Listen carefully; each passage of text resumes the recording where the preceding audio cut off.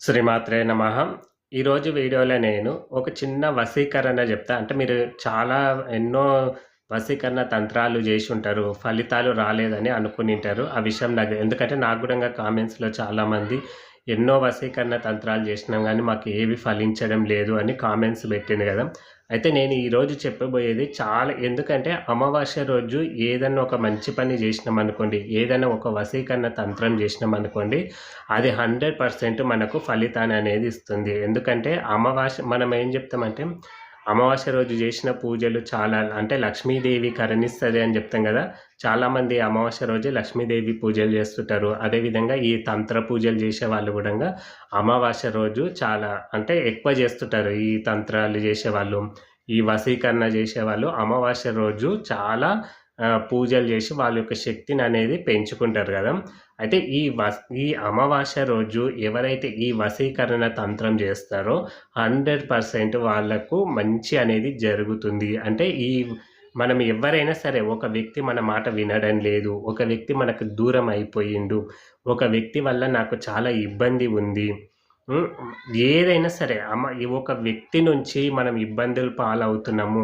ఆ వ్యక్తి నన్ను అంటే మానసికంగా హింసిస్తున్నాడు. అతనికి ఏమన్నా కావాలి. అతనికి అంటే మనకు చెడు చేసిన వాళ్ళకు మనం చెడు చేయొచ్చు తప్పు లేదు. మనకు మంచి చేసిన వాళ్ళకు మనము మంచే చేయాలి. మళ్ళా వాళ్ళకు చెడు చేయకూడదు. మనని హింసించి, బాధపెట్టి, మనని అనేకమైన ఇబ్బందులు పెడుతున్నారంటే ఆ వ్యక్తికి ఏమన్నా జరగాలి. నా జోలికి రాకూడదని అనుకున్న వాళ్ళు ఈ అమావాస్య రోజు ఈ చిన్న తంత్రం అయితే అమావాస్య రోజే ఎందుకు జేయాలి అని మీకు డౌట్ రావచ్చు. ఎందుకంటే అమావాస్య రోజు మనకు చాలా మన పెద్దలు చెప్తుంటారు. అందులోనే మనకు అమావాస్య గూడంగా మన అమావాస్య రోజు ఏ మంచి పనులు చెయ్యం మనం గదా! అంటే ఏమన్నా ముహూర్తాలు జేసినా, ఎక్కడ బయటికెళ్ళము. ఆ రోజు పెండ్లిలు, పేరంటాలు ఏవి ఉండవనమాట.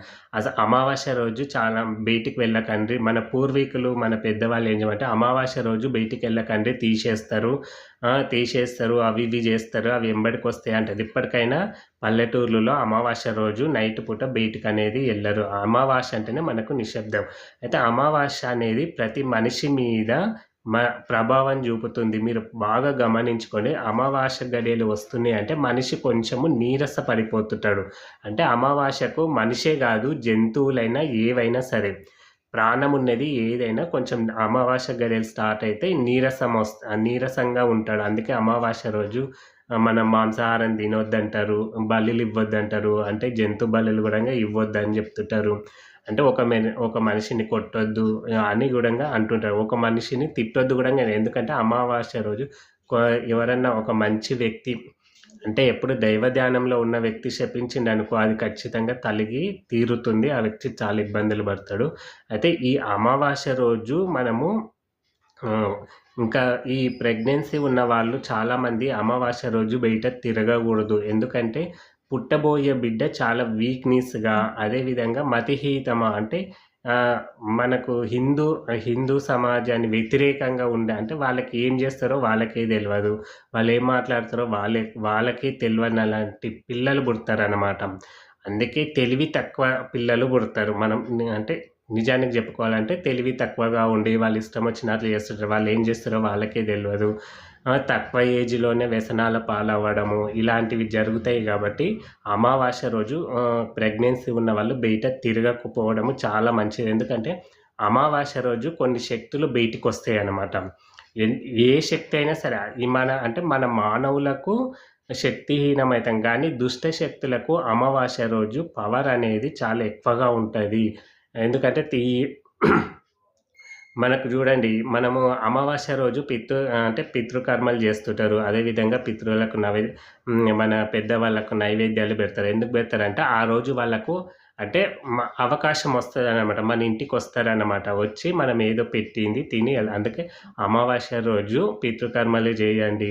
అమావాస్య రోజు మీ యొక్క అంటే చనిపోయిన వాళ్ళకి ఏదో నైవేద్యం పెట్టండి అంటారు. అంటే ఆ రోజు వాళ్ళకు విముక్తి అవుతది. ఈ ఆత్మలకు గానీ వీటికన్నిటికి గూడంగా అమావాస్య రోజు విముక్తి ఉంటది. అందుకే అవి ఇష్టం వచ్చినట్లు తిరుగుతుంటాయి. అలాంటప్పుడు ఈ ప్రెగ్నెన్సీ ఉన్నవాళ్ళు గానీ, కొంచెం మతిహీనత తక్కువగా ఉన్నవాళ్ళు అందుకే జూడండి పిచ్చి వాళ్ళు అమావాస్య రోజు ఎక్కువగా అరుస్తుంటారు. అంటే ఉట్టేప్పుడు మౌనంగా ఉండి అమావాస్య గడియలు స్టార్ట్ అయితున్నాయంటే వాళ్ళు ఏదేదో పిచ్చి పిచ్చి మాట్లాడుతుంటారు, నవ్వుతుంటారు, చేస్తుంటారు. అంటే వాళ్ళకి అంటే వాళ్ళకేమైందంటే మైండ్ అనేది హీనమైపోయుంటది. అంటే వాళ్ళలోని శక్తి హీనమైతది. మనమైనా సరే మనకు గూడంగా హీనంగా అయితాం. మనం ఒర్లం గాబట్టి కొంచెం మన బాడీ అనేది ఏదో వీక్‌నెస్‌గా ఉన్నట్లు, మనకేదో ఓపిక లేనట్లు అవుతుంటదనమాట.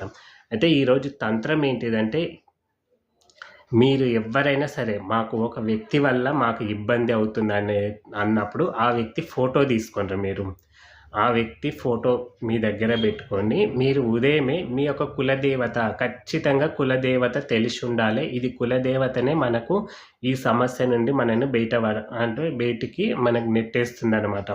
కులదేవత తెలియని వాళ్ళు మీ పెద్దవాళ్ళని అడిగి తెలుసుకోవాలి. ఎందుకంటే చాలామంది కులదేవతలను వదిలిపెట్టి ఇష్టమొచ్చిన దేవతలు ఎంత పెద్ద దేవుడిని పూజించినా గానీ, ఈమె అడ్డుకట్ట వేస్తుంది. ఎందుకంటే నేను చాలా వీడియోలో చెప్పిన కులదేవత మనం ఎన్ని జేసినా ఆమెను మొక్కకుంటే ఆమె అడ్డుకట్ట వేస్తుంది. ఆమెను మనం నిలుపుకున్నాం గాబట్టి, ఆమెకు ఫస్ట్ జరిగిన తర్వాతనే ఇతర దేవతలకు చేయాలని చాలా వీడియోలు చెప్పినా గదా! మీ కులదేవత ఎవరో మీ కులదేవత దగ్గర ఆ ఫోటో బెట్టి మీరు ధూపదీప నైవేద్యాలన్నీ సమర్పించండి. మీ ఇష్టం నైవేద్యాలు ఏమన్నా పెట్టొచ్చు. దేవునికి ఇది ఇష్టము, ఇది ఇష్టం లేదనేది ఏది ఉండదు. అన్నీ వాళ్ళ స్వరూపాలే. అన్ని నైవేద్యాలు వాళ్ళ స్వరూపాలే గాబట్టి ఏది బెట్టినా ఏం గాదు. అయితే మీరు ధూపదీప నైవేద్యాలన్నీ మీ కులదేవతకి ఏ విధంగా బెడతారో ఆ విధంగా అట్లా అని కొన్ని ఎల్లమ్మ, పోషమ్మ ఉంటే మేము మాంసం బెడతాం గదా! అట్లా జేయాలని అవన్నీ ఏముండవు. ఎందుకంటే మనము ఆ రోజు ఏమి ఏదో ప్రసాదము ఏదైనా సరే పులిహోరనో, లేకపోతే బెల్లమన్నమో ఏదో ఒకటి పెట్టాలనమాట.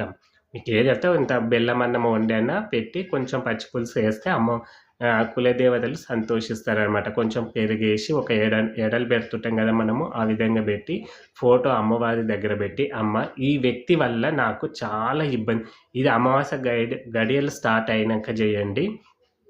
ఈ వ్యక్తి వల్ల నాకు చాలా ఇబ్బందుంది. ఈ వ్యక్తి నా మాట వినడం లేదు. ఈ వ్యక్తి నా నుంచి దూరమయ్యిండు. ఈ వ్యక్తి నాకు దగ్గర గావాలే. ఈ వ్యక్తి వల్ల నాకు ఎన్నో ఉండేవి అని మీరు మీకు ఏ సమస్య ఉందో ఆ వ్యక్తి నుంచి, ఆ సమస్య నుంచి నన్ను బయట పడేయమని అమ్మవారిని కోరుకోవాలి. ఇప్పుడు భార్యాభర్తలు మేము విడిపోయాము. మాకు మళ్ళా కలిసి ఉండాలనుంది. మాకు ఏదో ఒక మార్గమన్నా జూపమని అమ్మవారిని వేడుకున్న తర్వాత మీరు ఏం చేయాలంటే, ఆ రోజు మీరు పితృదేవతలు ఉంటారు గదా! పితృదేవతలకు ఏదైనా నైవేద్యమో ఏదో ఒకటి పెట్టిన తర్వాత మీరు ఒక్క పొద్దు ఇడవండి. అంతవరకు ఏమి తినగూడదనమాట. మీరు పితృదేవతల కంటే మనకు మధ్యాహ్నమే ఇంటికొస్తారు గాబట్టి, మధ్యాహ్నం వరకు మీ యొక్క పితృదేవతలు ఎవరున్నారో వాళ్ళకి ఏదన్నా ఇంత అన్నము ఏదన్నా సరే ఇంత వాళ్ళకి బెట్టిన తర్వాత ఒక అర్ధగంట అయిన తర్వాత మీరు అప్పుడు ఒక పొద్దనేది వదిలేయండి. మీకు నైట్ 10:30 దాటిన తర్వాత ఆ ఫోటో ఏదైతే ఉందో ఆ ఫోటో తీసుకెళ్ళి మీరు శ్మశానంలో వేయండి. శ్మశానంలో ఏసి మీరు వెనక్కి తిరగకుండా రండి. ఆ వ్యక్తికి అయితే మీరు ఇక్కడ ఒక డౌట్ రావచ్చు. శ్మశానంలో ఏస్తే ఏమవుతుంది? శ్మశానంలో మనకు అమావాస్య రోజు ఎన్నో శక్తులనేవి తిరుగుతుంటాయి. అందుకే అమావాస్య రోజు ఆ శ్మశాన చుట్టుపక్కలకి ఎవ్వరు బోరు. ఎవరైనా పోతే వాళ్ళకు ఏదో ఒక శక్తి అనేది వాళ్ళలోనికి చేరుతది. ఇది 100% ప్రూఫ్ అయితుంది అనమాట. అయితే మీరు ఆ శ్మశానంలో ఆ ఫోటో ఏయడం వల్ల ఆ ఫోటోని ఏ ఆత్మ అయితే చూస్తుందో, లేకపోతే ఏమైనా శక్తి చూస్తుందో అతన్ని అంటే ఆ ఫోటోలో ఉన్న ఆ ఫోటో గూడంగా బోర్లా పడకూడదనమాట. వెల్లెలకలో పడేటట్లు చూసుకోండి. అయితే ఆ వ్యక్తిని అంటే ఆ వ్యక్తి మీరు శ్మశానంలో ఏ ఫోటో అయితుందో ఆ వ్యక్తి పడతాడనమాట.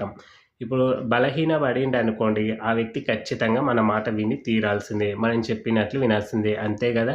ఇప్పుడు మన ఇంట్లో ఒక రోగం అంటే ఏదైనా జ్వరం వచ్చిన మనిషో, లేకపోతే ఏమన్నా కాళ్ళు నొప్పులో ఏవో ఉన్నవాళ్ళు మనం చెప్పినట్లు వింటారు గదా! ఆ వ్యక్తి గూడా ఎంత ధైర్యవంతుడైనా సరే ఖచ్చితంగా ఆ వ్యక్తి బలహీనపరుస్తాడు. బలహీన పడడం వల్ల మనం చెప్పినట్లు ఆ వ్యక్తి అనేది వింటాడు. అందుకే ఇది మీరు చాలా జాగ్రత్తగా చేయండి. చెయ్యాలా? చెయ్యకూడదా? అనేది. ఎందుకంటే చానా బలహీనం పడతాడనమాట. కొన్ని సందర్భంలో అయితే అతనికి పని గూడంగా చేయలేనంత హీనమైపోతాడు. అందుకే మీరు ఈ తంత్రం చేసే ముందే ఇలా చేయడం కరెక్టా? తప్పా? లేదు నేనే మార్చుకుంటా అని మీరు డిసైడ్ అయ్యి చేయండి. అంతేగాని అందరూ జేషిండనుకోండి కొన్ని ప్రాబ్లమ్స్ వస్తాయి. ప్రతి ఒక్క తంత్రం వల్ల ఏదో ఒక వశీకరణ తంత్రం వల్ల ఏదో ఒక ప్రాబ్లమ్ అనేది వస్తూనే ఉంటది. అందుకే చాలా జాగ్రత్తగా మనం చేసే ముందే పలు విధాలుగా ఆలోచించుకొని చేయాలనమాట. అందుకే మీరు ఎప్పుడే గాని ఈ చిన్న విషయాన్ని గుర్తుబెట్టుకోండి. ఏదో చేసినంక వాళ్ళు మళ్ళా ఎటు గాకుండా అయ్యిండ్రనుకోండి, అప్పుడు మీరు ఇంకా తలకాయ నొప్పి. ఎందుకంటే మళ్ళా మీరేం జేయాలి, ఇట్లయితుండ్రు, అట్లయితుండ్రు అంటారు. కానీ ఇవి మాత్రం మళ్ళా వాళ్ళు డెవలప్ గావాలంటే చాలా కష్టం అన్నమాట. ఎందుకంటే వాళ్ళకు మళ్ళా దైవభక్తి రావాలి. ఇది మళ్ళా దైవభక్తి వల్లనే ఆ వ్యక్తి అనేది మళ్ళా ముందులాగా అవుతాడు. గాబట్టి వాళ్ళకి దేవుడిపై నమ్మకం అనేది పోతది గాబట్టి మళ్ళా ఆ వ్యక్తి మంచిగా కాలేడు. అందుకే మీరు అమావాస్య రోజు చేయాలనుకునే తంత్రము చాలా జాగ్రత్తగా ఆలోచించి జేయండి. మీకు 100% ఆ వ్యక్తి మీకు వశం అవుతాడు. ఖచ్చితంగా అవుతాడు. ఇది నమ్మకంతోటి జేయాలన్నమాట. చెప్పాను గదా! ముందే ఆలోచించుకొని చేయండి. అందరూ ఆ పార్వతీ పరమేశ్వర్ల అనుగ్రహంతో సంతోషంగా ఉండాలని కోరుకుంటున్నాను. జై శ్రీరామ్.